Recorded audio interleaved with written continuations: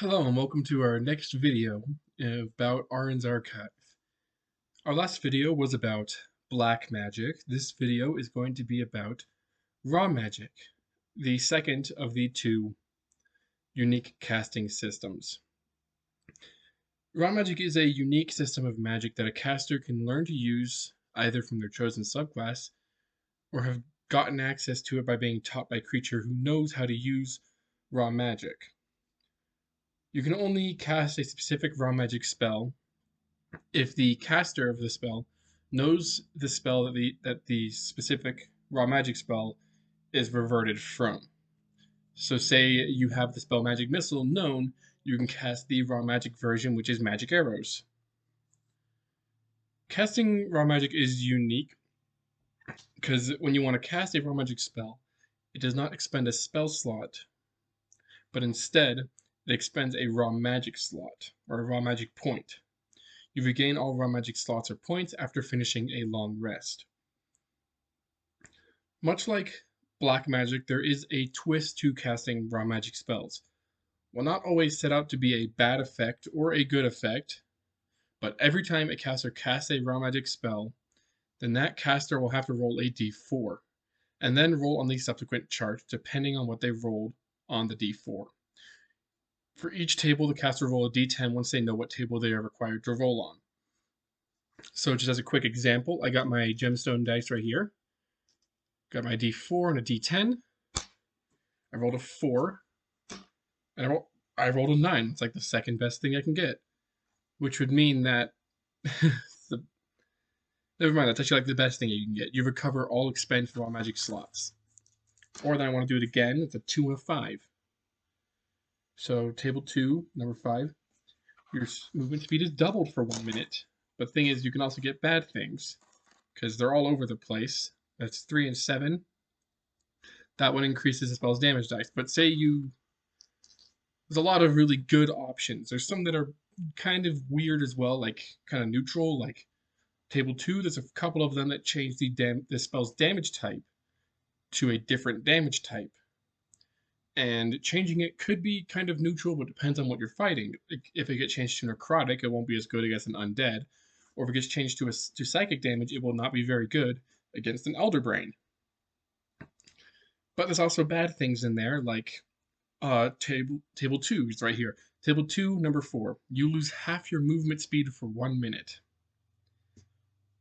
It's generally pretty close to good and bad effects and some neutral effects. It's kind of pictured a little bit like wild magic. In a way, there's a little bit less options than wild magic has, but it's kind of like wild magic, and every time you're casting a raw magic spell, one of these effects will always take place. Now, if a caster attempts to counterspell or dispel magic against a raw magic spell, the DC or the spell level of the raw magic spell is equal to the spell that it was reverted from. So I used Magic Missile earlier, but it's already level 1, so that would automatically succeed. We have Anti-Magic, which is the Anti-Magic Field reversion.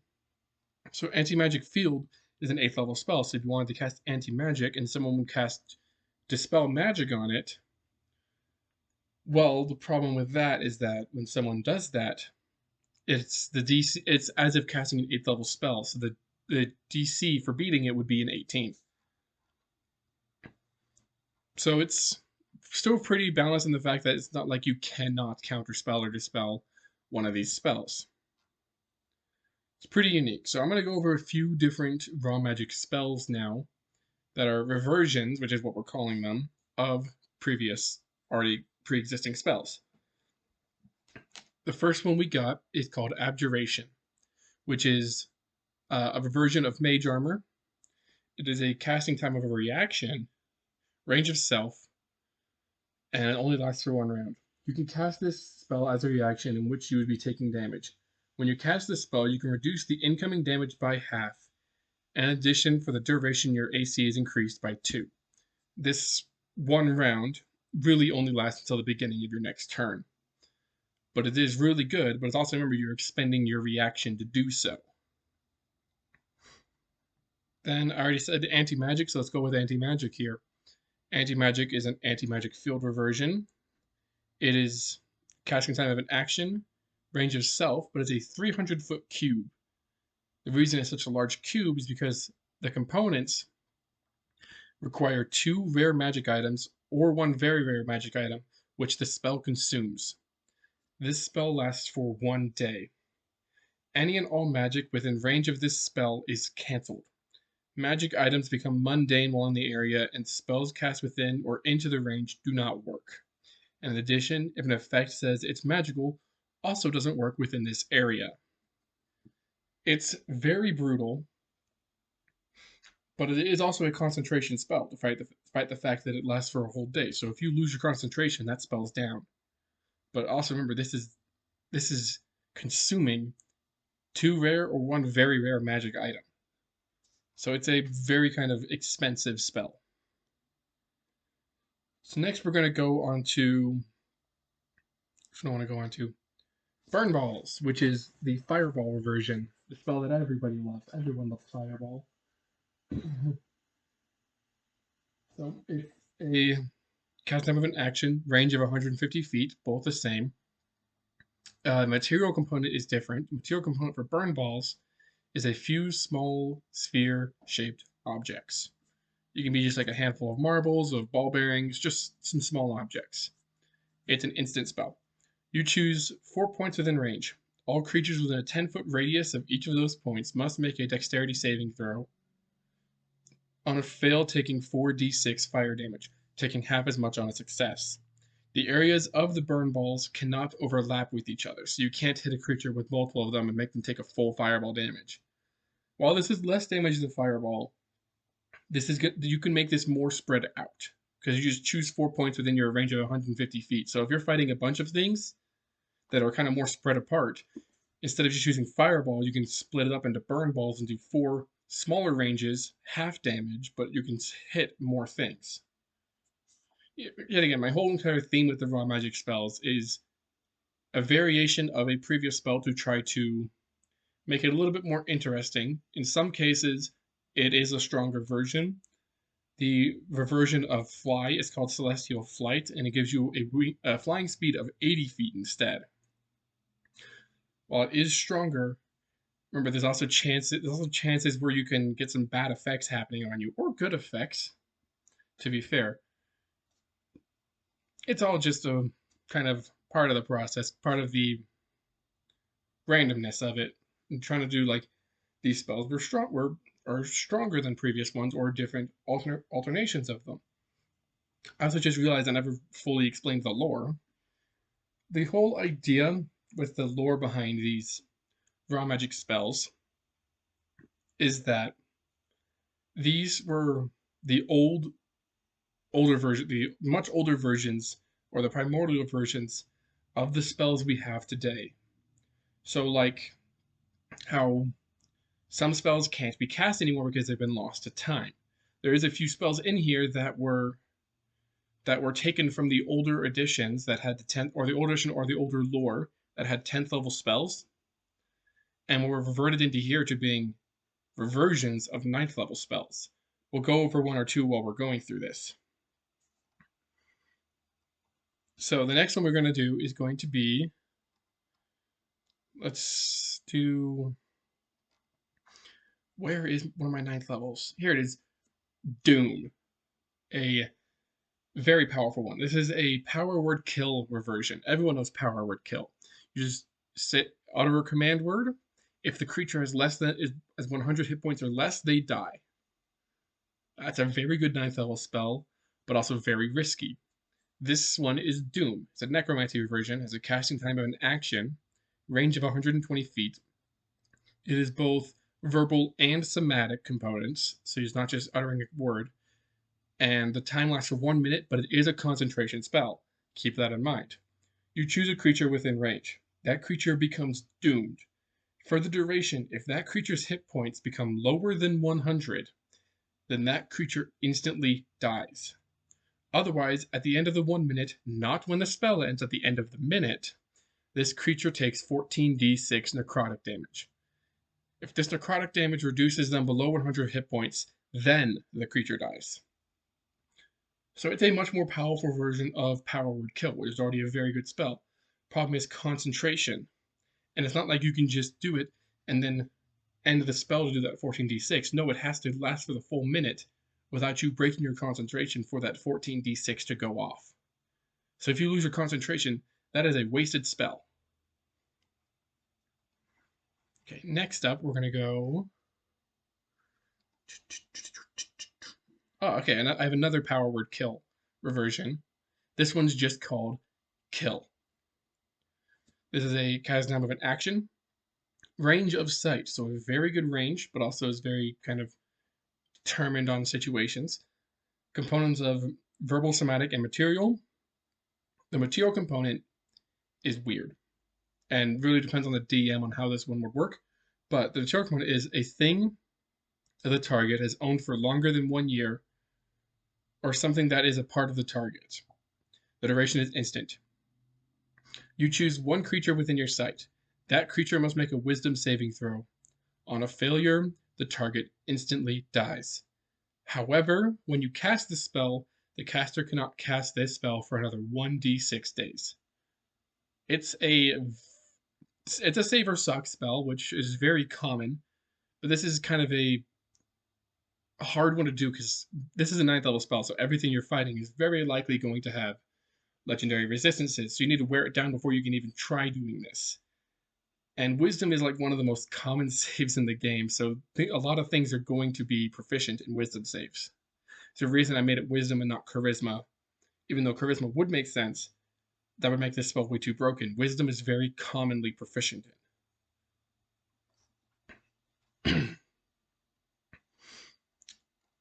Let's do one or two more. Okay, this one I like.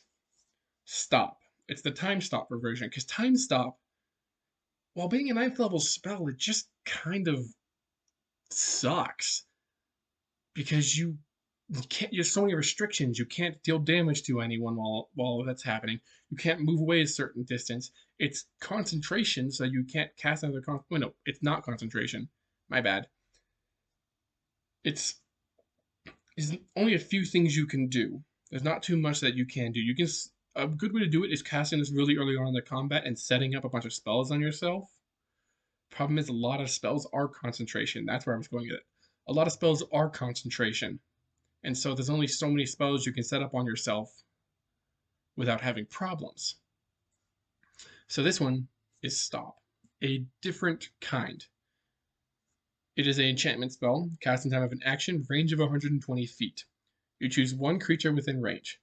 That creature instantly becomes frozen in time and is considered paralyzed for effects. And however, it is considered paralyzed for effects, and this ignores the creature's immunity to paralysis, to the paralysis condition.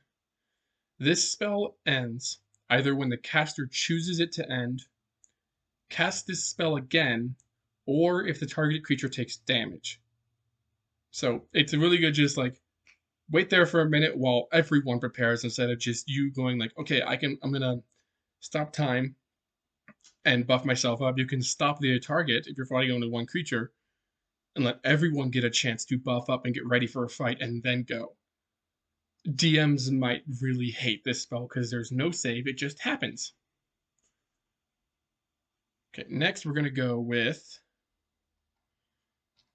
I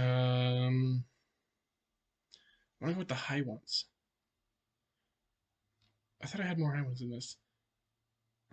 Okay, I guess not. We just don't have much 9th level unless I just can't find them, which I probably just can't find them at the moment. Let's go with this spell.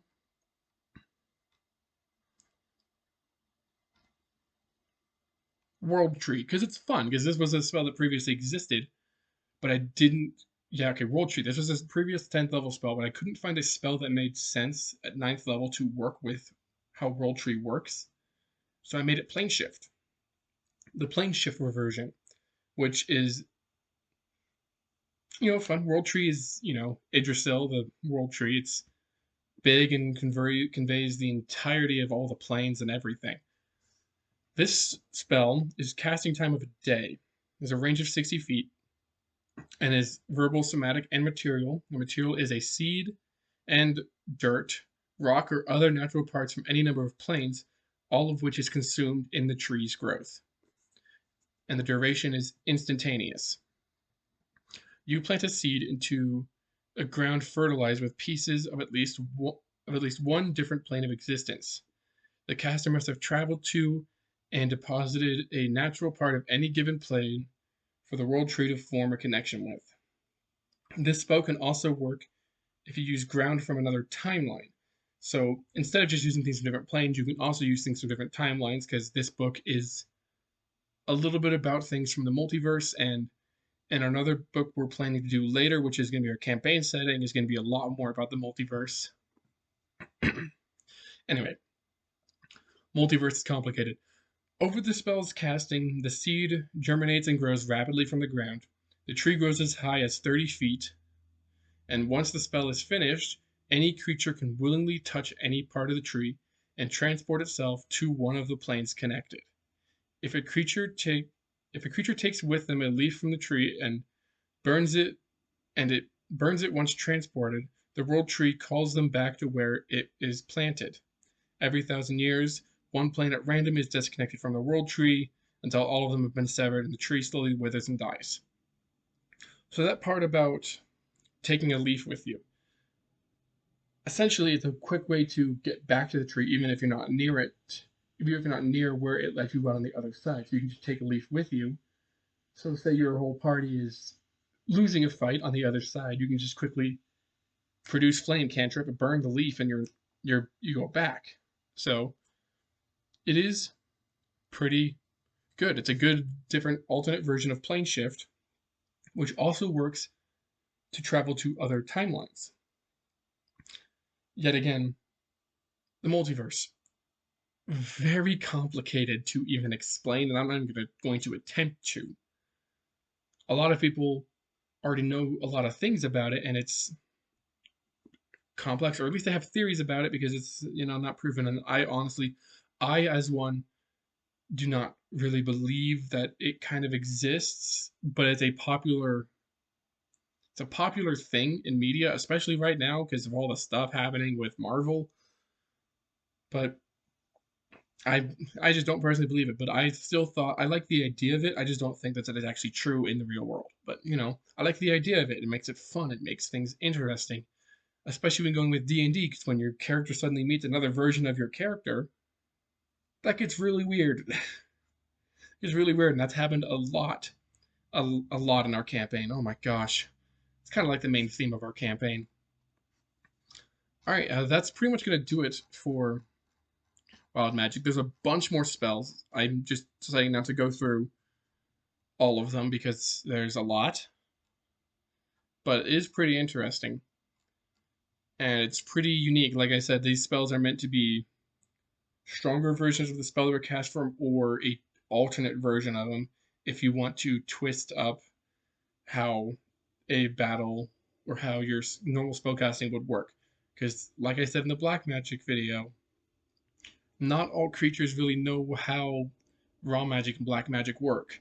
A lot of creatures know how other spells work, but suddenly you throw raw magic, they're not knowing what to expect from these types of things, and you could twist up and confuse your enemies, or especially enemy spellcasters, because they will be more confused about it, and they won't know what level do I cast this counter spell at when you're casting a high level raw magic spell, because it's confusing to them. I think that's pretty much going to do it for our video today. Thank you all for watching. Remember to like and subscribe. And we're currently working on a Patreon as well, and we will soon have it up.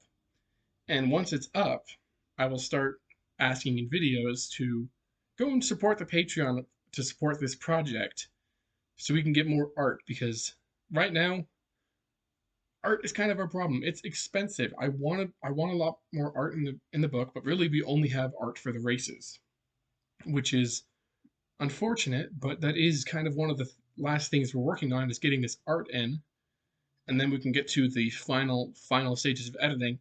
This book is getting very near to completion.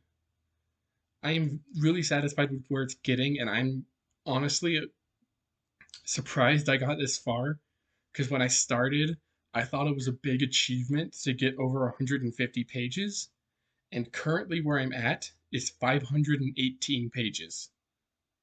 And I'm not even done. I haven't even done the back credits yet, or the index, or whatever it's called back there. I haven't even touched that yet.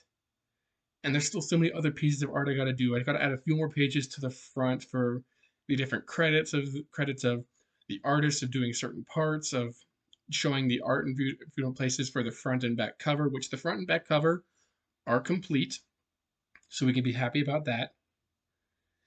We're getting really close to this completion, and when I thought 2023, I mean, if I can get lucky with this whole section and getting all this rest of this art I want done, this book might be coming out right at the end of the year. This year. Might. It's a very big might. I honestly don't think it will, because I am, people who know me, I am so pathologically unlucky. So I don't think it will, but if I'm somehow stupidly lucky, boom, we might have something by the end of this year. And then we can start working on on the other books. The other books are going to be much smaller. I've not mentioned too much about them. I might as well mention them here. We're planning to do a handful of smaller books about smaller much more thematic things, with like one one subclass for every class, and like 3 new races, and then like 1 or 2 rules or different things depending on what the book is. And we know that each book is going to be based off of a character in our campaign and something they've gone through, or another different theme of just kind of some stuff. So I know one we want to do early on is a book about the abyss. One we want to do as well is a book about creating magic items, because I know that's already a thing, but I'm going to try and create my own system for creating magic items. And then another one we want to do is, like I said earlier in this video, the campaign guide, which is going to be a little bit about the multiverse. That'll be more near the end of the campaign story. But it's mainly about this planet, which is going through just a lot of problems at the same time. But I think it'll be interesting. It's still very early on. I'm planning to do a campaign with this world first to much more flesh it out, and then I'll start building this book around it. But those are things look forward to the future. It's only a handful of them, and we're going to do only like 2 or 3 or 4 of them. And we're going to do a bunch more, but we'll get to them when we get to them. This is our main priority, this big book that's going to be 500 plus pages. Those smaller books are probably going to be around 20 to 30 pages each. I think maybe the campaign setting might be near 100, but it won't be too much. This book, Armin's Archive of Fractured Realities, is our main focus, and that's what I want to focus on. I don't want to focus on too much else at the moment besides just minor things while I get the idea in my head, write it down somewhere so I remember it later. It's a whole process. This is a whole process. It's a lot of work, and I would greatly appreciate it once I get this Patreon fully set up. If any of you watching could go and support the Patreon to help support this project. And I will, once I get it working, I will soon also add in a way so that if you support a certain amount of money, you can also get a digital version of this book as soon as it's available. Just right away. Instead of having to purchase it again later, you can get a digital version if you support the Patreon. So, thank you for watching. Remember to like and subscribe, and if you can, support the Patreon again. And yeah, I think that's going to be it. In our next video, I'm going to just kind of take a break from all the classes and races, because those kind of monotonous to me. I'm a little bored of that, and I want to do all these different things. So our next video is actually going to be about some feats, some epic boons, and we're going to go a little bit into some variant rules, and then we might even take some steps into some of these spells from this book as well.